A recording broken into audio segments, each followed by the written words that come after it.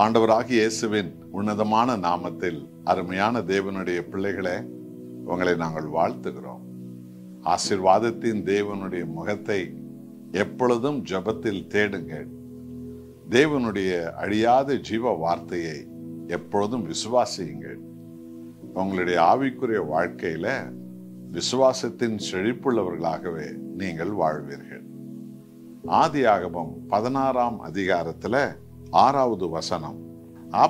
அதற்கு ஆபிரகாம் சாராயை நோக்கி, இதோ உன் அடிமை பெண் உன் கைக்குள் இருக்கிறாள், உன் பார்வைக்கு நலமானபடி அவளுக்கு செய் என்றான். அப்பொழுது சாராய் அவளை கடினமாய் நடத்தினபடியால் அவள் சாராளை விட்டு ஓடி போனாள் என்று வேத வசனம் சொல்கிறது. சாராயின் அடிமை பெண் ஆகார் ஓடி போய் விட்டாள். ஆனால் நடந்தது என்ன? ஆதியாகமம் 16ஆம் அதிகாரத்துல 9வது வசனம். அப்பொழுது கர்த்தருடைய தூதானவர், நீ உன் நாச்சியார் அண்டைக்கு திரும்பி போய் அவள் கையின் கீழ் அடங்கிரு என்றார். பின்னும் கர்த்தருடைய தூதனானவர் அவளை நோக்கி, உன் சந்ததியை பெருக பண்ணுவேன், அது பெருகி எண்ணி முடியாததா இருக்கும் என்றார். அன்பானவர்களே, கீழ்ப்படிதலை நம்முடைய தேவன் எப்பொழுதும் எல்லாருக்கும் கற்றுக் கொடுத்து கொண்டே இருப்பார். ஆபிரகாமின் வேலைக்காரி மனைவியான அந்த ஆகார் சாரால் கொடுத்த அந்த தொல்லை நிமித்தம் அவளை விட்டு அவள் ஓடி போய் விடுகிறார். இன்றைக்கும் குடும்பங்களிலே பெற்றோருக்கு கீழ்ப்படியாத பிள்ளைகள் இப்படியான மனநிலையில் இருப்பார்கள். சபைகளிலே சபை போதகர்களுடைய கட்டளைகளை ஆலோசனைகளை கேட்க மனமில்லாத கீழ்ப்படியாத சுவாபம் உள்ளவர்கள் இப்படியான மனநிலையில் இருப்பார்கள். ஒரு கம்பெனியில வேலை செய்கிறவர்கள் கூட அதிகாரிகளுக்கு கீழ்ப்படிந்து நடக்க மனம் இல்லாமல் இது கடினமா இருக்கிறதுன்னு சொல்லி விட்டு ஓடி போவார்கள். எந்த ஒரு வேலை செய்வதிலும் இந்த நாளிலே ஒரு சிலர் பாடுகளை ஏற்றுக்கொள்ள தயாராக இல்லவே இல்லை. ஆனால் நாம் ஆராதிக்கிற தேவன் இங்கே ஒரு பாடத்தை கற்றுக் கொடுக்கிறார். ஆகாருக்கு தேவதூதுவன் சொன்ன செய்தி என்ன தெரியுமா?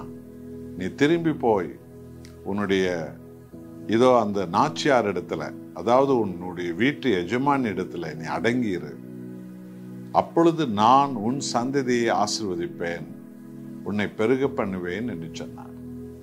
கீழ்ப்படிதல் தான் தேவனுடைய மகா பெரிய ஒரு அபிஷேகம்.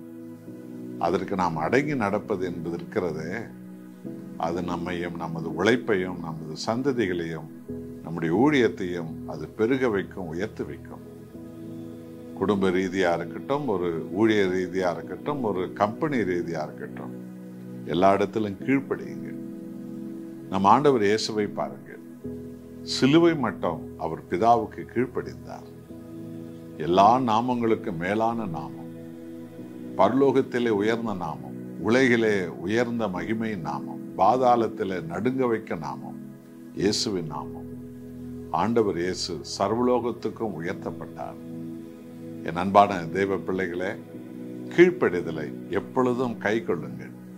பரிசுத்த ஆவியானவர் அந்த அபிஷேகத்தால் இதை உங்களுக்கு நடத்துவார். நீங்கள் உயர்த்தப்படுவீர்கள். ஜெபிப்போமா? அன்புள்ள ஆண்டவரே, கீழ்ப்படிதல் என்பது இன்றைக்கு எல்லோராலும் அசட்டை பண்ணப்படுகிறது. ஆனால் கீழ்ப்படிதல் தான் உயர்வுக்கு காரணம், மேன்மைக்கு காரணம், வெற்றிக்கு காரணம், ஜெயத்துக்கு காரணம், ஆண்டவரே மகிமையை காண்பதற்கு காரணம் என்கிற பாடத்தை இந்த ஆகாருடைய கீழ்ப்படிதலை போதித்தவரே அதை எங்களுக்கு கற்றுத்தருகிறீர். உமது நாமம் உயர்வதாக. இயேசு நாமத்தில் பிதாவே, ஆமென்.